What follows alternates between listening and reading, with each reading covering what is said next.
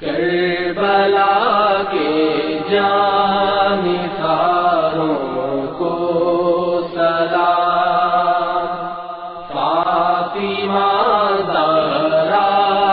کے پیاروں کو سلام۔ اہل بیت اطہار، نواسہ رسول، نبی پاک کی آنکھوں کے تارے، پیارے آقا کی آل کے ساتھ جو برتاؤ کیا گیا وہ کس کو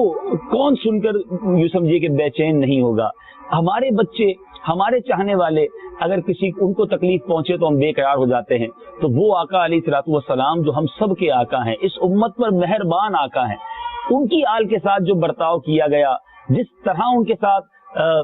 سلوک کیا گیا، وہ انبلیویبل ہے۔ عقل بھی حیران ہو جاتی ہے کہ کیسے سنگ دل تھے، کیسے شقی تھے، لیکن سمجھ یہی آتا ہے جو کتابوں میں علماء نے لکھا کہ چاہے یزید ہو یا اس کے پیروکار ہوں، جب مال و دولت اور اقتدار کا نشہ آنکھوں پر چھاتا ہے،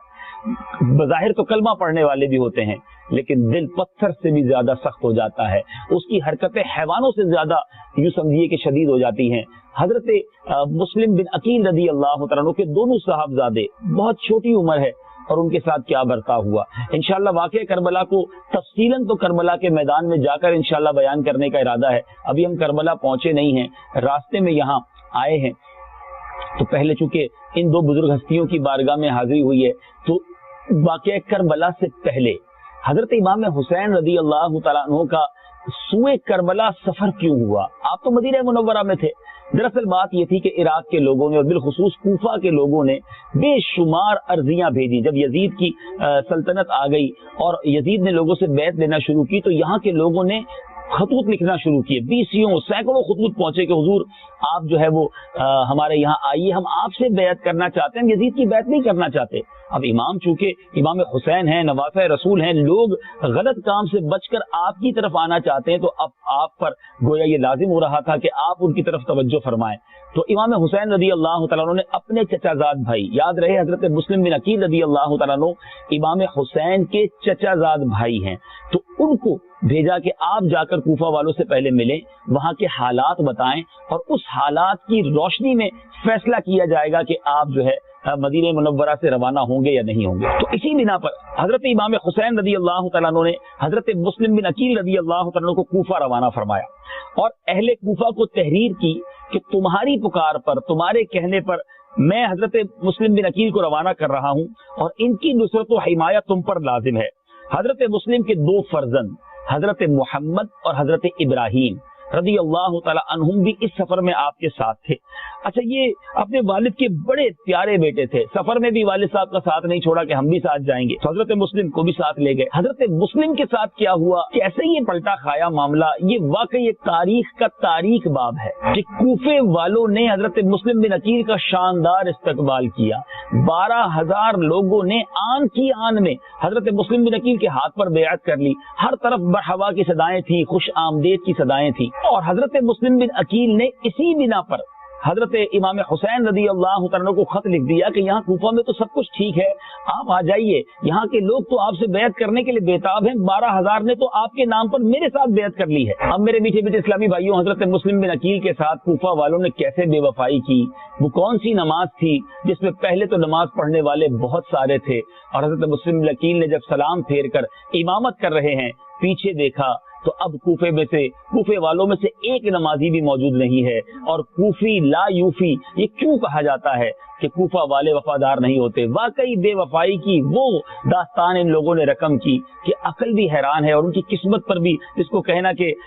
حیرت ہوتی ہے کہ کیسے لوگ تھے، ان اللہ والوں کا ساتھ ہوتے ہوئے انہوں نے ایسا کام کیا۔ بہرحال اس کی داستان وہ طویل واقعہ انشاءاللہ ہم آپ کو کربلا کے میدان میں اور حضرت مسلم بن عقیل رضی اللہ تعالیٰ عنہ کے مزار پر بھی جا کر، اور نیت یہ ہے کہ کوفہ کی جامع مسجد بھی انشاءاللہ اگر ہمیں جانے کا موقع ملا تو وہاں پر اس نماز کا احوال بیان کریں گے۔ تو بہرحال حضرت مسلم بن عقیل کے ان دو صحابزادوں کو کب شہید کیا گیا؟ ہوا یہ کہ جب مسلم بن عقیل رضی اللہ تعالیٰ عنہ کو بہت ساری یوں سمجھے کہ مارکے کے بعد یہ کہہ کر بلایا گیا کہ آپ وہاں آ جائیں، آپ سے جو ہے وہ ابن زیاد بات کرنا چاہتا ہے۔ آپ اپنے دونوں صحابزادوں کو لے کر اس جگہ پر داخل ہوتے ہیں۔ جب اندر داخل ہوتے ہیں، آپ کو کیا معلوم تھا کہ ان کے ارادے کیا ہیں، ان ظالموں کے ارادے کیا ہیں؟ آپ یہ آیہ کریمہ ربنا افتح بیننا وبین قومنا بالحق آیت پڑھتے ہوئے دروازے میں داخل ہوئے، داخل ہونا تھا کہ اشقیاء نے، ظالموں نے دونوں طرف سے تلواروں کے وار کیے اور بنی ہاشم کا مظلوم مسافر اعدائے دین کی بے حینی کے ساتھ شہید ہو گیا۔ انا للہ و انا الیہ راجعون۔ دونوں صاحبزادے آپ کے ساتھ تھے، انہوں نے اس بے کسی کی حالت میں اپنے شفیق والد کا سر ان کے مبارک تن سے جدا ہوتے ہوئے دیکھا۔ بچوں کے سامنے جب والد کو اس طرح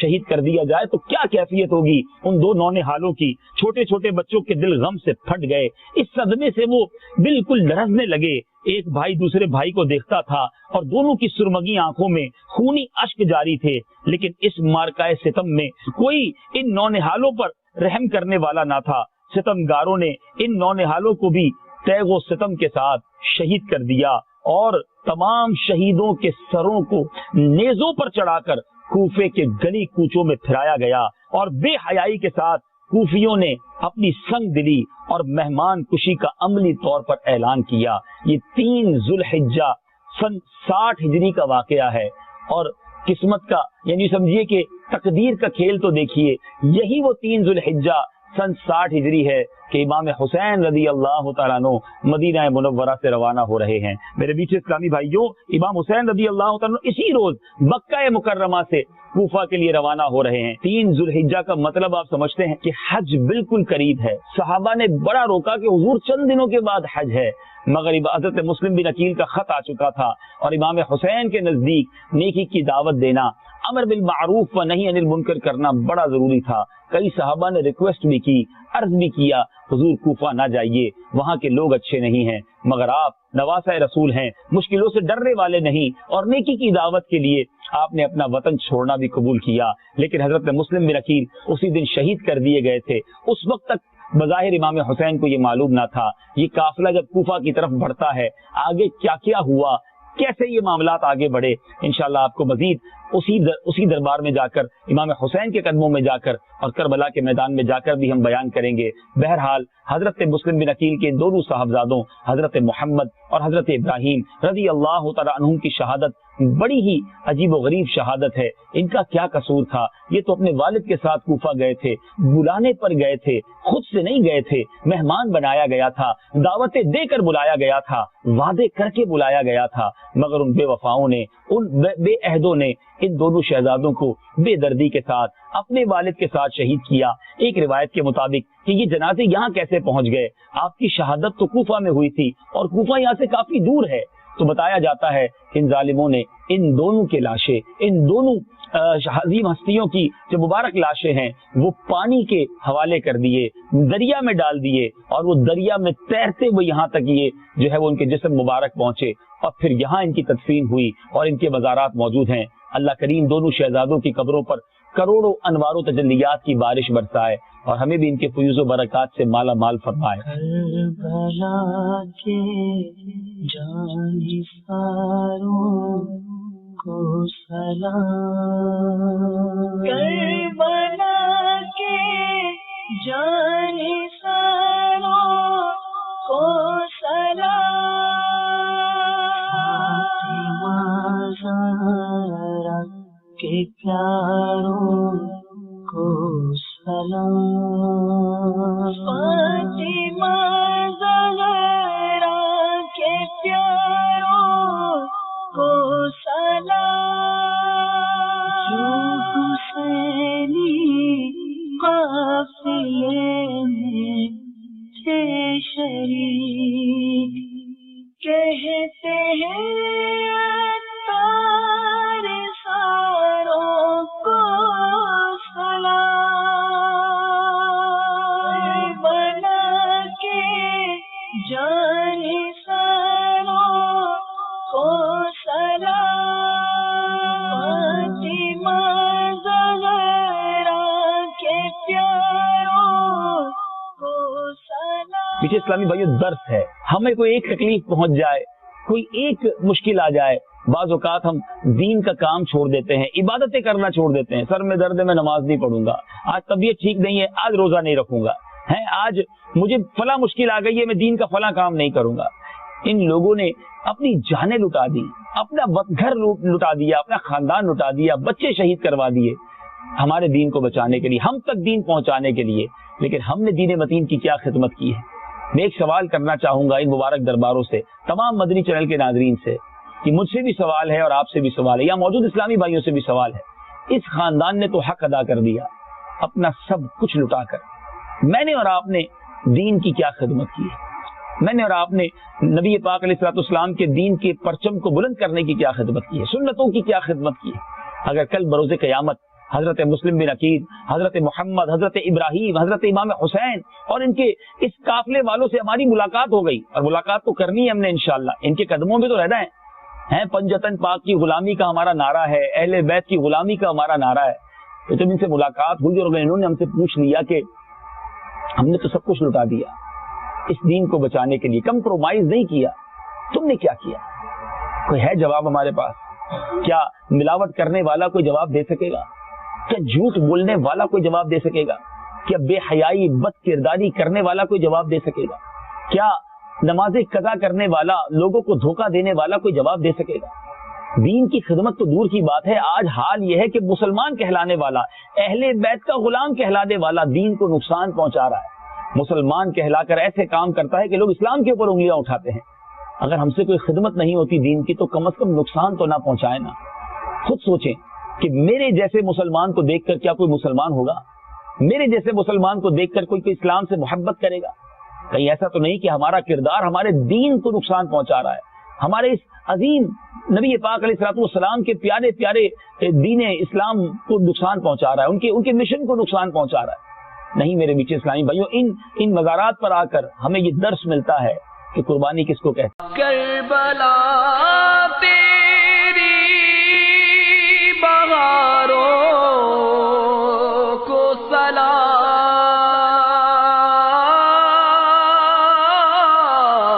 سلام،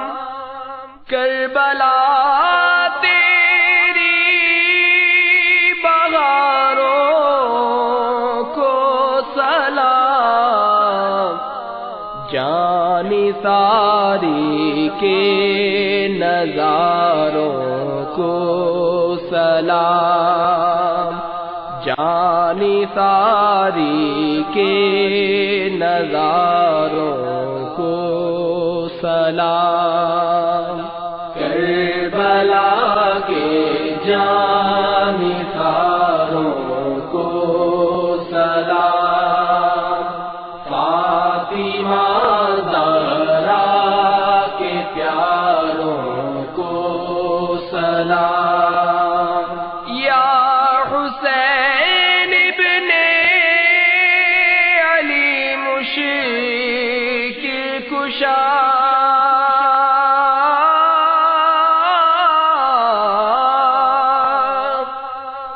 یا حسین ابن علی مشکل کشا، آپ کے سب جانثاروں کو سلام، آپ کے سب جانثاروں کو سلام، کربلا کے جانثاروں کو سلام، فاطمہ زہرا کے پیاروں کو سلام، اکبر و اصغر پہ جاں قربان ہو، میرے دل کے تاجداروں کو سلام، قاسم و عباس پر لاکھوں درود، کربلا کے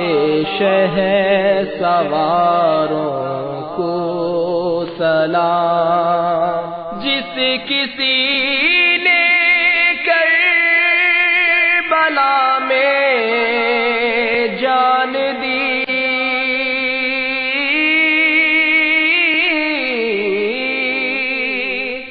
جس کسی نے کربلا میں جان سبھی ایمانداروں کو سلام، ان سبھی ایمانداروں کو سلام، کربلا کے جانثاروں کو سلام، فاطمہ زہرا کے پیاروں کو سلام، بھوکی پیاسی بیویوں پر ہو درود، بھوکے پیاسے گلعذاروں کو سلام، بھید کیا جانے شہادت کا کوئی، ان خدا کے رازداروں کو سلام، بے بسی میں بھی حیا باقی رہی، سب حسینی پرداداروں کو سلام، رحمتیں ہو گئے صحابی پر مدام، رحمتیں ہو گئے صحابی پر مدام، اور خصوصاً چار یاروں کو سلام، اور خصوصاً چار یاروں کو سلام، کربلا کے جانثاروں کو سلام، فاطمہ زہرا کے پیاروں کو سلام، بیویوں کو عابد بیمار کو، بے کسوں کو سب بیچاروں کو سلام، ہو گئے قربان محمد اور عام، سیدہ زینب کے پیاروں کو سلام، جو حسینی قافلے میں تھے شریک،